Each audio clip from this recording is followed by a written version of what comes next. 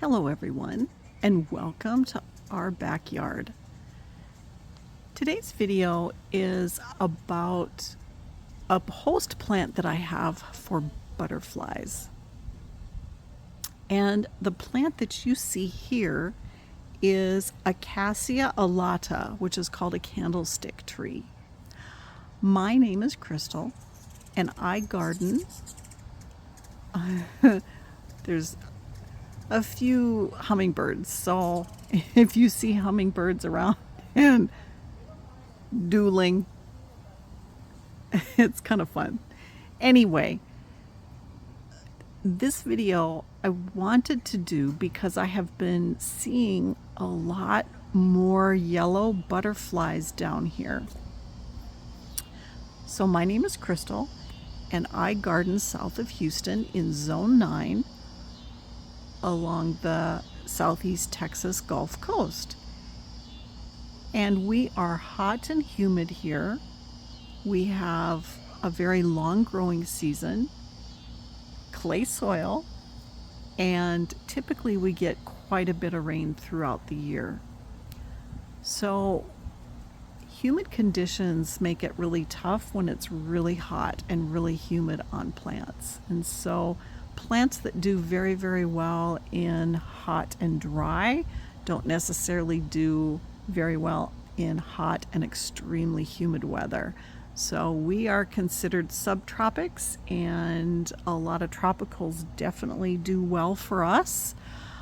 But I am a butterfly, hummingbird, and pollinator gardener. So I was super excited to get this plant this year. This is new for me. And let me pull up the tag. This is called the Cassia Alata, or the candlestick tree. And the reason it's called that is because of this bloom that you see coming. I've got blooms coming. I'm so excited. This is the time of year in fall when it starts to bloom, and it says they're like candlesticks, so I'm real excited to see this. But this is supposed to be a host plant to the sulfur butterflies down here. So let me pull out and show you what those butterflies look like. So the two that we see the most, the first one is down here, is called the Cloudless Sulfur. And it flies for most of us, for most of the year. And it's a pretty good sized, up to 3 inches of butterfly. And this is the one that I see in the yard the most. The other one is this one, and it's called a little yellow. It's a lot smaller, and it also flies most of the year. But we have in the Houston area, you can see, we have other butterflies that are yellow. We have a whole page of them here, but the two that I see the most are this little yellow and the Cloudless Sulfur. So I'll come out here. I haven't done this super frequently, but I'll come out and try to look to see if I can find any of the caterpillars or any of the munching. And I really haven't. What I will find is these branches, the leaves will be gone, and I just assume they fall off and then the branch falls. So maybe I am getting some of the caterpillars and I just don't see them. I know they can be pretty elusive. So this is the one plant I have, and I'm super excited. It is as tall as I am right now. And I had a commenter, when I first got this, a commenter said that they have it in their yard and love it, and it's easy to grow from seed and it grows very quickly. So it's a tender perennial down here, and if it doesn't survive the winter, I should be able to grow it from seed if I can get some seed from my bloom. So I'm pretty excited. The other plant I'm going to show you is on the other end, the north end. So I have this one also in a container, and this is the yellow Senna, or the Cassia Alata. And this plant I've had for 3 years or so, and it is starting to bloom. It gets these nice also yellow blooms, and I'll come out here and look to see if I have any caterpillars. And I've never seen any of these yellow sulfurs, but I'll start seeing the yellow sulfurs in my yard. And so I don't know if they are taking advantage and laying eggs on my 2 host plants, because these are the only 2 that I have in the yard. I want to show you the tag for this one. This one says it's fast growing. It's supposed to flower in the summer, and I don't get it to flower until the late summer. It likes full sun to partial shade, and it's supposed to be good in the zone, but I tell you, in our zone, see, it goes down to an 8, and we're a 9B. But boy, I had lots of dieback on this from our freeze that we had this last winter. So I don't know.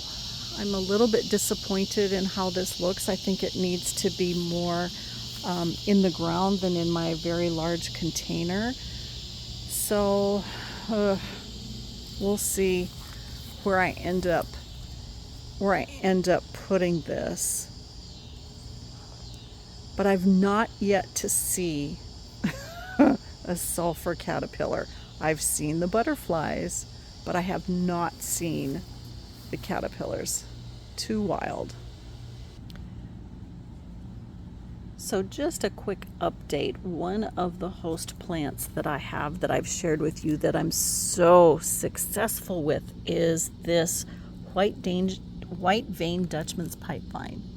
And look at these caterpillars. And I have the pipevine swallowtail in the yard all the time, all summer long. And I tell you, these are just wonderful for us down here. If you get a chance to grow these as a ground cover, I highly, highly recommend it, because even though they are eaten to the ground multiple times through the year, they pop back so quickly and sustain so many caterpillars. I think this is maybe the 5th bunch of caterpillars. It's either the 4th or 5th bunch that it has already sustained.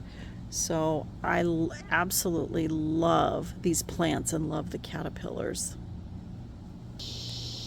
And I do have multiple types of plants for the monarchs. And this one happens to be a giant milkweed. So I've got, 3 or 4 different varieties of milkweed.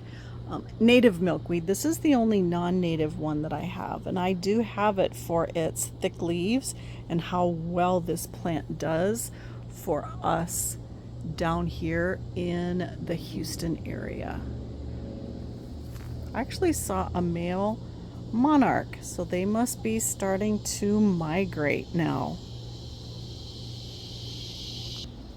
Here's a couple of these pipevine swallowtails. Oh, here's a hummingbird. The pipevines here are these beautiful black butterflies. Ah, he's way over here. Let's see if I can get a little closer. No. Oh yeah. There he is.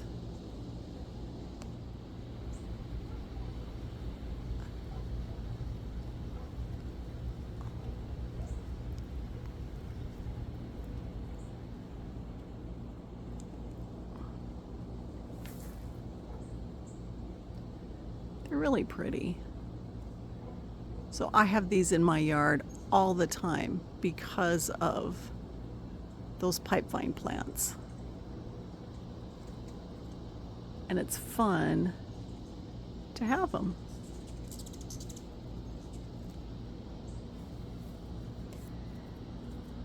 The other plant that I have an abundance of is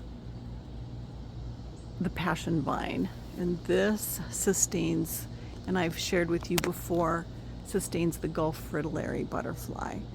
So I wanted to point out mainly the Cassia plants, and I only have 2, but I've seen a lot of the yellow butterflies recently. But I do want to share with you that if you have the host plant for a butterfly, you will see that butterfly in your yard way more frequently than if you just have the nectar plants. So to truly get butterflies to come to your yard, frequent your yard, you really need both if you want to attract and have butterflies in your garden. So I just wanted to point that out because I have this huge trellised area of passion vine, which is just beautiful this time of year. And let me go over. Usually I film in the morning, and so I don't really get to show a lot of the flowers of the passion vine, but they attract pollinators also. It's a really unique looking flower. And so I'll just have butterflies come as the Gulf fritillary come, and they're in this vine daily. They're laying eggs daily. You can't really tell because it's so massive and there's so much of the vine that you really can't tell when the caterpillars are munching down. But when you only have a couple of the plants, such as this, you should be able to see the caterpillars, and I don't. So looks like there's going to be another little bud there. I'm really excited to see this flower.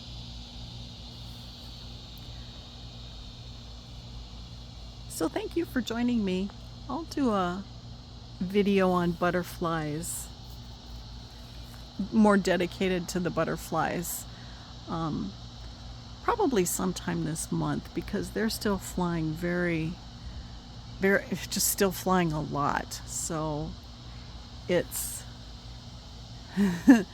still got one pipe vine over there on the porterweed.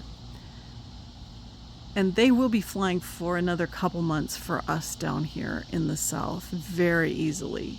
So I'll be doing a video about the butterflies again for fall.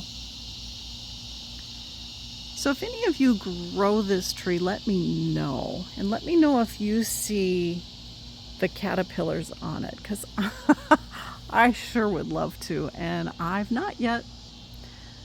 So thank you for joining me. I really hope you all have a wonderful day today. And I hope to see you again soon.